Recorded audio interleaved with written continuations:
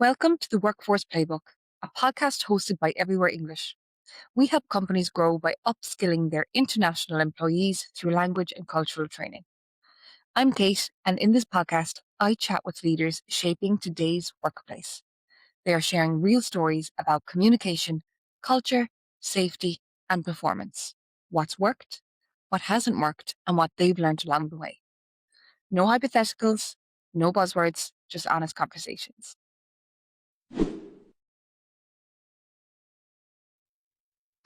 Hi, everybody, and welcome back to the Workforce Playbook. Today we are joined by Ingrid of Anton Paar, who is based in South Korea. Ingrid, I will let you introduce yourself, your role, and tell us a little bit about the company that you're working with. Hi, everyone. It's a pleasure to be here. So my name is Ingrid Lamperstorfer and I work for Anton Paar. And I'm located in a sales and service subsidiary in South Korea. And I've been living in South Korea for 5 years now. The company is basically producing and selling high precision instruments for a lot of different applications and industries. Here, always a very good example is if you drink, for example, alcohol or any sugary drinks, we can measure the sugar content of a drink or the alcohol content of a drink. So it's used in the producing lines, so to say. But generally speaking, we have around 100 different instruments for various different applications. Wow. How many employees are in the company, Ingrid, approximately in the South Korea? In the South Korean branch, we have roughly 60 people right now. Okay. Okay. Lovely. And so in your section, the sales and service, how many are on your team? I mean, as I take care of all of the members, all 60 are in my team. Wow. But obviously, there is some management in between. So there, I have basically 6 direct reports, 1 sales managers, a service manager, at the head of administration, where also the HR department is located, and then the members are below them. So you're a busy, busy, busy woman, basically. Let's say so. But I think we are all very busy in whatever we do. Absolutely. Life, the world is busy. Exactly. Yes. Okay. So can you tell us a little bit about your team and what your focus is right now? Yeah, a little bit about your team and what your focus is right now from day to day. Mhm. Generally speaking, as I mentioned before, we are a sales subsidiary, so our main focus is obviously selling to our customers, providing them solutions for their problems, for the challenges that they are facing. As we work a lot with R&D, so it's also very often developing solutions together. And obviously, from that perspective, I want that the team has a very good team spirit, working together, working on cross sales, understanding each other so that we all have a mutual benefit, that also our customers can benefit and we can be successful together. I love that phrase, team spirit. I wrote it down there. It's so true. It's so important. Team spirit. Absolutely.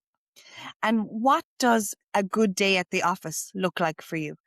You come home and you say, that was a brilliant, successful day. What does that look like for you? I think generally speaking, first of all, as we're a sales and service subsidiary, the office should be rather empty, which means the salespeople are basically out at the customer side, so are our service employees. Additionally, also, we are always working together on bigger projects. We also have a laboratory team who is doing application support. So they're actively testing what our customers need. So if they work strongly together, we are able to close a deal where basically then everyone in the department is happy. So I think this is a good day for us because it means we all work together proactively. And because of this, we have been able to sell an instrument and make a customer happy. Mm-hmm. Mm-hmm. And for my own knowledge, Ingrid, tell me, what is a typical working routine in South Korea? Is it 9 to 5, like in Europe, or what's the normal way things work? Generally speaking, in Korea, working hours is 40 hours a week, and the normal day is from 9 to 6 with 1 hour lunch break. So this is the very typical working life in Korea. Okay. Monday to Friday. Monday to Friday, yes. Okay. No Very good. No, I didn't know. That's nice. Okay. And on a normal day, you already mentioned your teams engage in sales. So they're always speaking to customers, potential customers, partnerships. Mhm. Have you noticed communication or cultural challenges as your team grows, or as they're speaking to people with different regions, different backgrounds? Has there been challenges with communication? I think generally speaking, there's always challenges with Yes. communications, whether it's now a homogeneous group or not.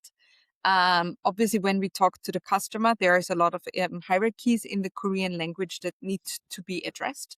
Um, I come from a German background. We are far more direct than you can be in Korea, which is obviously a challenge. Also, when our Korean colleagues are talking with our European colleagues and so on. And generally speaking, also, even though it's very homogeneous group and you think, okay, you found the right way of communications for the Koreans, we always know that we have individual people who also need individual kind of communication. So I think, yeah, communication is always a very big point of view, and it's something that you have to be very careful about. In the company, generally speaking, we use the English language, which means it's a foreign tongue to all of us. And there you also always really need to double check what did people understand versus what did you actually mean. As Yeah. yeah, we all speak in a different language, and everyone is also trying to bring their cultural aspects inside a little bit Mm, or a little bit more. yeah. Go back there. You said the hierarchy of the Korean language.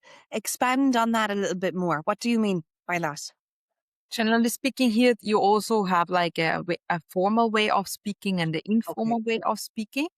And generally speaking, it also starts if someone has a higher position than you or is older than you should address them formally.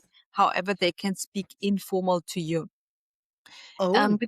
Within Anton Paar Korea, for example, we got rid of these hierarchies and everyone needs to speak with each other on the same term, which obviously was a big change.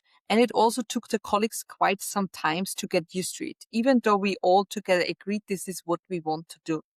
Also, it's very uncommon to say someone's first name. First name is very, very uncommon. Usually they will talk with each other with their surname, and then they will add a title, like the company title. And this is also not, if let's say you are the lab manager, they will not really Mhm. use the word manager, but in Korea there's another hierarchy level again.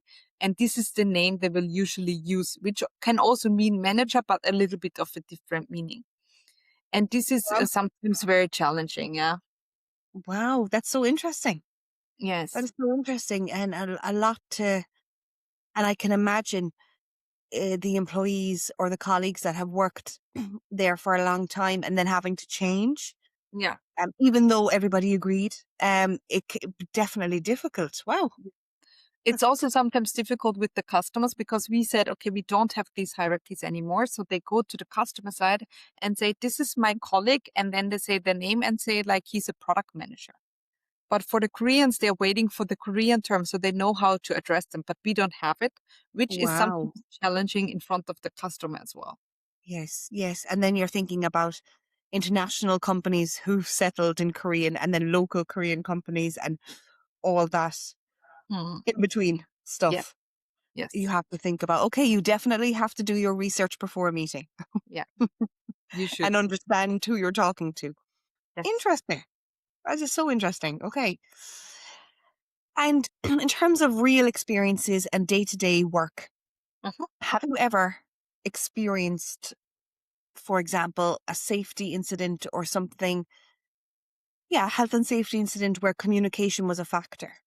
Or was there something where, positive or negative, Mhm. that communication had an impact on the business? I think I wouldn't call it a safety incident. I would say very in the beginning when I actually moved to Korea. I remember at that time I was the deputy of the general manager, so not my position yet. One of our colleagues came to me and said, "Oh, Ingrid, could I ask this person to help me with something?" So I said, "Of course you can ask." Because the Austrian mind in me tells me, yeah, you can ask, but if the person cannot help you, the person can also say no. However, that person went to the other person and said, Ingrid said, I can tell you to do this. Because in their phrasing, if they would have asked this in Korean, I gave them the approval to order this to the other person. But this, for example, was never my intention. I was like, yeah, Hmm. you can ask, but the person can decline. No, this is the Austrian mindset. So there I learned you really have to be far more correct, you have to ask many questions what they actually mean of what they want to do. So Yeah, that's why I say it's not really a safety aspect, but for me, this was a very big learning, which was very in the beginning. yeah, and I can't remember who said it, but it's the difference of why do we have translators and why do we have interpreters? Yeah, You yeah, know, true. Very true. Yeah. and that's exactly what you have to think about. It's not just translation; it's how somebody listens to it or perceives what you're trying to say. Yeah. It's complicated. Yes. Yes. Yeah, and as a manager in a large international company, how do you ensure that everyone's voice is heard, that Mhm. everybody is being listened to? I think, yeah, generally, this is a very, very hard task. Hmm. And it really depends on your company size. So for us, generally speaking, every year we're preparing like a performance review. And for me personally, every second year I do it with all of the work members myself. So all of the 60 people I interview individually. So initially, I usually provide them a survey. The survey is in English language. So all of our members can understand English, but some of them feel more, yeah, happy to speak the English language Hmm. or, can react immediately. So that's why for me, it's very important to give them all of the questions in advance so they really have time to prepare. And then I have a one-on-one meeting with all of my 60 members and we discuss. And by this, I try to give them all the space they need so they can tell me honestly what they need, feel, and think. Hmm. Even though, as I said, I do this every second year because it's a lot of time effort, and the other year the direct manager's doing it.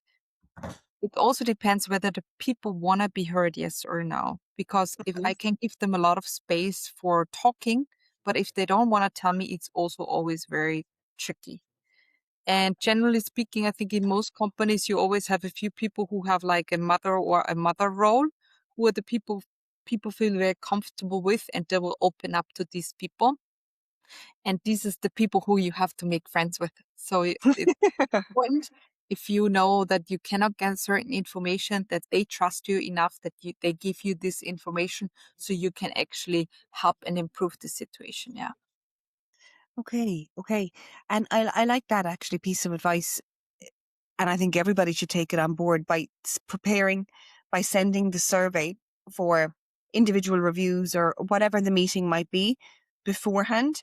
So people have a chance to process, to think about what they want to say, especially when it's not their first language, Yeah. especially when it's hard enough in your own language, in your mother tongue. Yeah. Never mind your second language. So that's good. Okay. And tell me, the world is changing. We all know the world is changing super, super fast. Everything is moving really quickly. But for managers and people leaders, okay, anybody who's in a people leading position, what skills do you think they're going to need in the next 5 years? Mhm. What skills do you think people managers need? Generally speaking, I think communication is very I important, I know. mainly because, as we know, everything is changing. Many people don't write their emails themselves anymore. They only write keywords. ChatGPT is just doing the rest. As we also know, when I grew up, if I wanted to meet my friends, I had to call them on the phone and the house phone, tell the mom, "Oh, is this one there?" So I can meet up my friend to play. And nowadays it's messages. It's also very easy to say, "Oh, excuse me, I cannot come," or "I will be 5 minutes late," because you're always available, which was very different in the past. So I think communication was better. And I sometimes also feel because of all the messaging, the direct communication is getting less. And also sometimes people avoid the direct communication if it's a little bit more tricky. Then they will write Mhm. a text message. And as we know, any messaging, any indirect communication, not verbal communication, where I look other people in the eye, there's so much more interpretation. Uh, Mhm. you can write the message one day in the morning, which is really okay on every other day, but on that day, that person has a really shitty day, and the interpretation will be negative, even though you never meant it this way. And generally speaking, at work, I think everyone is busy.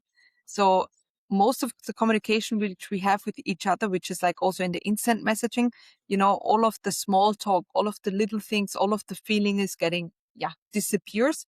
And so also very often members who have worked with each other for a long time, they have far more smaller like problems, There's something small, but it's not worth to address it. It wasn't big of a deal. But the next time there's something small again and something small again, and suddenly it's a mountain. And at one point, this mountain is going to explode. And this is usually Mm-hmm. where big communication problems come from. And this can very often be solved if you have more really the face to face communication. But sadly, the face to face communication is becoming less and less. So, this is something I think we really need to focus on, that people know how to communicate with each other. Also, putting yourself into the shoes of the other person. The more, global our teams are getting, every country has a different level of communication. So we also need to find this out. And then obviously as well, everyone has a different character and needs information differently. So by doing this, we should always do the exercise. How do I like my information to receive? How do other people like to receive the information? And then finding the way in the middle. Because very often understanding myself and then understanding also the other person will clear up a lot of misunderstandings. Mm-hmm. But for this, you need time and effort. And Yeah, in a practical sense, Mm, how do you think the employees need training, or the manager needs training, or both? I mean, you say we know communication is key. We know that this is the way forward. This is the way that's going to make the business work more efficiently. But how do you actually find the time? How do you actually fix the communication issue practically? Is it mhm. a training course? Is it how do you think that would work the Mhm. best? Generally speaking, I think to answer your first question, the managers and the employees do need training. Mhm. And I think very important is that you, on a roughly regular basis, have some training on that topic. So just in our company, for example, we have a so-called fun day. It's once in a quarter, where we usually the topic of group dynamic communication is always important. So kind of reminding people again of communication, because in the end, they need to use communication on a day-to-day base to talk with each other. And you as a manager cannot always listen and say, oh, you should have said this different. Now we cannot Mhm. do this. So that's why I think the training is important for both of them. And I think there it's very important just to give them like, how to say, the thinking spark. As a quick example, one time in Korea, the MBTI was very popular. So this like personality test. So I asked all of my members to do their personality test and bring What's us it called? Sorry, what was the test called? it's MBTI, the MBTI. Okay. sixth thing. So it will tell you also, are you introvert, extrovert, are Okay. you feeler, thinker, like this. So I told everyone, prepare your character. There's very cute characters about it. And Mhm. then we did some exercises based on it. So I divided like the groups in according to what they are: introverts, extroverts, thinkers, and feelers. And I remember one case very clearly. It was about thinking and feeling exercise. So we had one group which is thinker, one group which is feelers, and their task was they had to fire someone based on certain criteria. And both of the teams had to say whom they fire based on the criteria. And it was very interesting because they were a complete opposite decision. And when one group presented, the others were like, how can you decide this? Because this was the feelers versus the thinkers. So everyone was very amazed by this. So this is what I mean, giving them a thinking spark, because you have a different character, you perceive tasks differently. So we basically did this training, and then people were understanding a little bit more why certain people react in a certain way in certain situations. And as I said, by doing exercises like this again and again, or if you have a conflict in the team, sitting together with them and analyzing it together again, you can learn a lot and understand the other person. I think Mhm. this is something that everyone needs to do regularly, reflecting, why did this happen this way? What could we have done differently? Why did the person react in that situation as they did? Because there everyone can learn a lot. Yeah, and I think it's good when you mentioned that, when you did that exercise about the introverts and the extroverts and the thinking and the feeling, and they said how could you make a decision like that?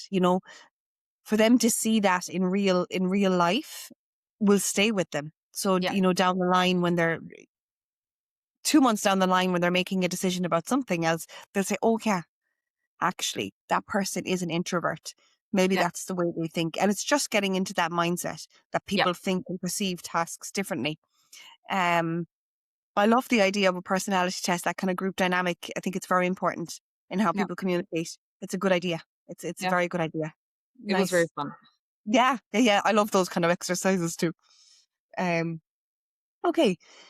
And if you could change something or change one thing about how companies, in your past experience, not even this company, just in general, if you could change one thing about how companies approach communication, learning a second language, culture, what would it be? I think generally, whatever you think you communicate or you communicate enough, it's not enough yet. Uh, Yeah. Yeah. yeah. Just to remember that piece. Absolutely. Yeah. It's so important, isn't it? It is very important, yeah. And also, Yeah. even though for me, sometimes I think like I explained it very clearly, but if I then sometimes have some one-on-one time with other people, they ask me again, and I'm like, I thought I was already so precise and I explained it very well, but you realize it's not enough yet.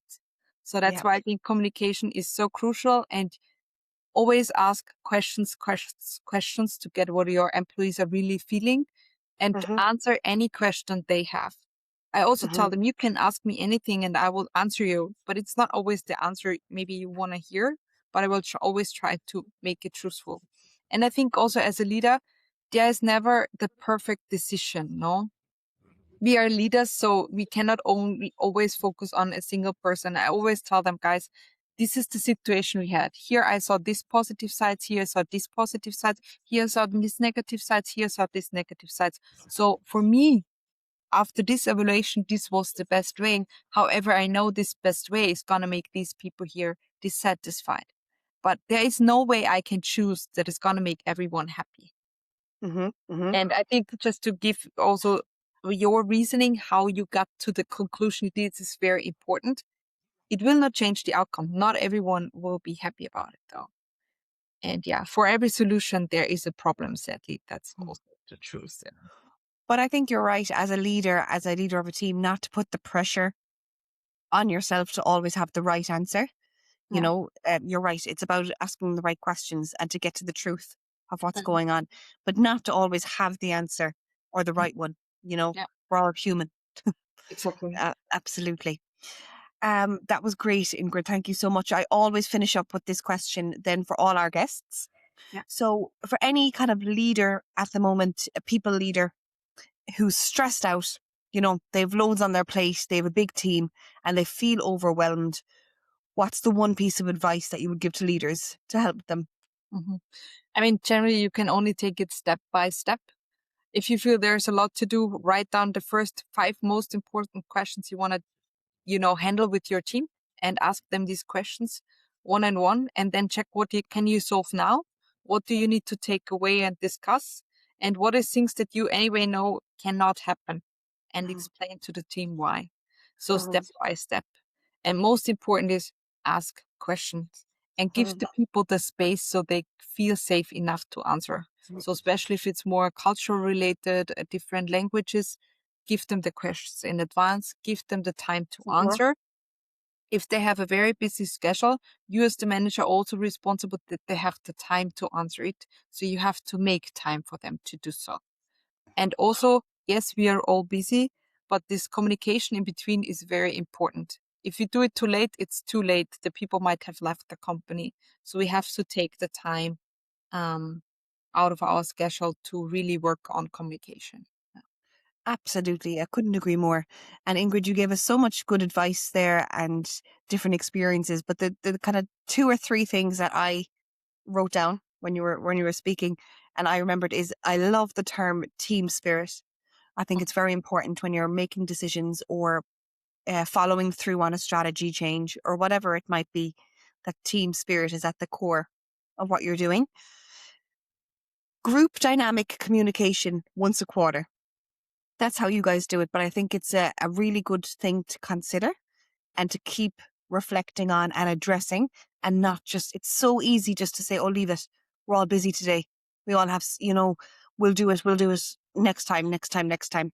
So I think that's super important to give them that thinking spark is the phrase that you used. And I really like that one.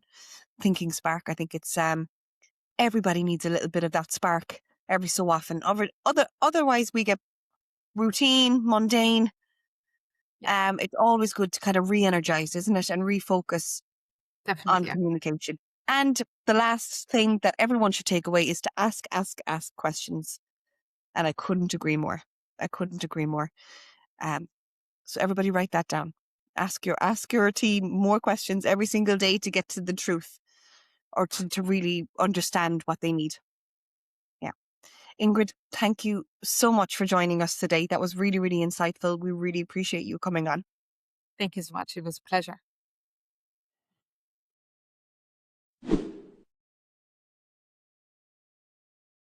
That brings us to the end of this episode. If you enjoyed this conversation, please like and subscribe. You can also find more episodes wherever you get your podcasts. Thanks for listening, and we'll see you the next time.